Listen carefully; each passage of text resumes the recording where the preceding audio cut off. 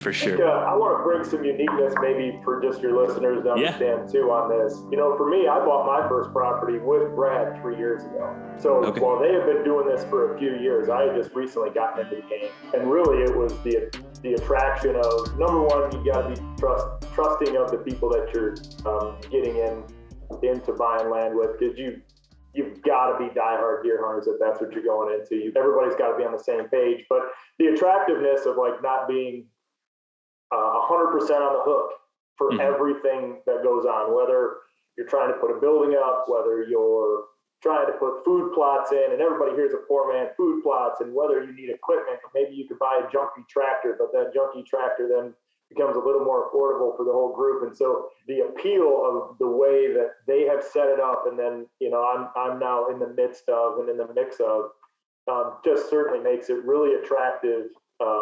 Price point wise, collaboration wise. I know a lot of deer hunters can be, I'm going to go do this thing on my own.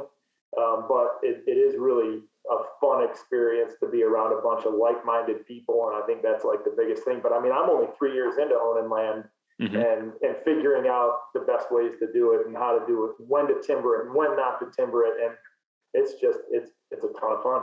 It consumes you. Yeah, it really does.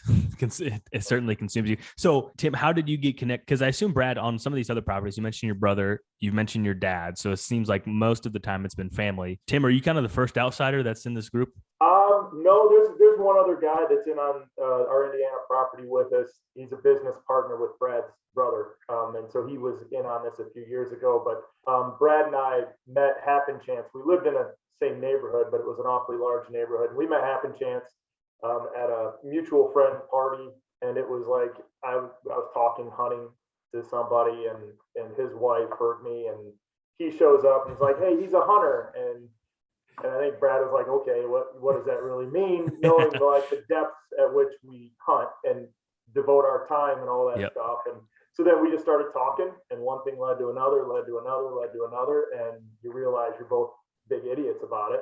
Yep. And it's kind of hard not to strike up a friendship. So Brad and I have known each other for 5 years, and I think 3 years ago is when we got in our property. We leased the property the year before that together. Brad was so knee deep into it. He helped me find a pretty good piece of property that's actually close to where we bought to, and we just got it. Just kind of like kept going from there. And now I'm trying to, on get the in search, Ohio and everywhere. Yeah, I mean we talk about Kentucky all the time. We talked about Illinois. So it's just grown from there.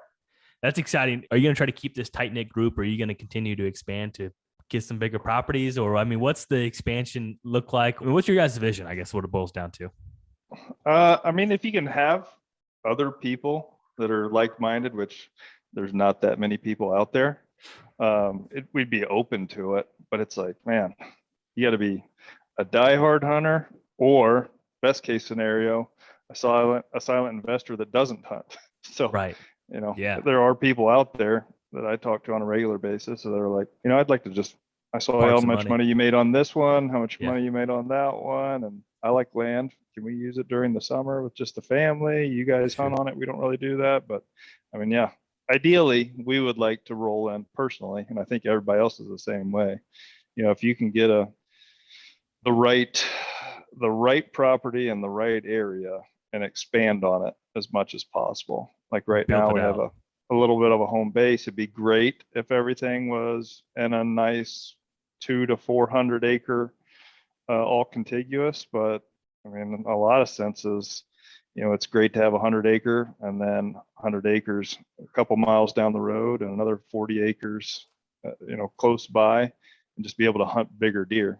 I mean, it seems like if you do a lot of the right things, land management wise and deer management wise, you can suck in the deer from miles away to that little concentrated area. So you can hunt a bigger pool of deer and just make sure you get in the right place at the right time, kill the biggest one in the area. So I don't know, there's a bunch of different ways to do it, but I'm still definitely just learning. So for sure. I mean, there's a lot of different ways. It's a constant process. And the reason I asked too is I think that a lot of times too, deer hunting can bring out the worst in people or it may bring out some of the best in people. And so that's something on my mind. Like a partition lawsuit. Like, okay, that I assume is probably an expensive situation. So it's like to make sure you measure about 1,000 times before you cut once, aka buy a farm with someone else, because it could turn into an absolute nightmare.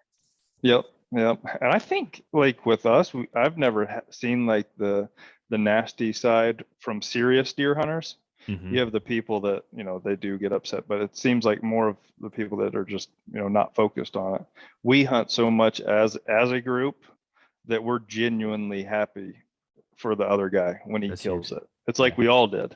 And we film a lot of it, so we get to see like the actual deer we're hunting get shot and everything. That's what we usually join in the tracking jobs. And, you know, I've never been jealous of like one of us or even a neighbor killing a big deer. I know a lot of times I start out that way for the first like few hours, like, damn it, I really wanted that one. But then after that, you know, I'm like, all right, glad he got it. Glad we got to see it. Glad we got to put our hands on it. Glad a poacher didn't get it. There's so many other things. You're like, all right, one of us got it. We all put in the work. He pulled the trigger.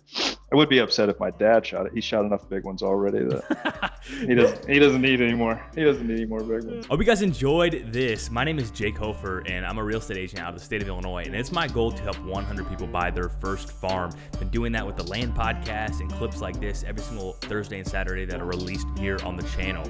And to be one of those 100 people, all you have to do is, if you're in the state of Illinois and I can help you, I'd be happy to do so. Number two, if you want to get connected with someone that can help you, reach out and I'll be happy to get you in contact with an agent that I would personally do business with. And the last one is, if you just simply learn something from the content we're putting out, or you get inspired to take action, I want to know, get you out of that spreadsheet. I'm on a mission to help 100 people. Until next time, see ya.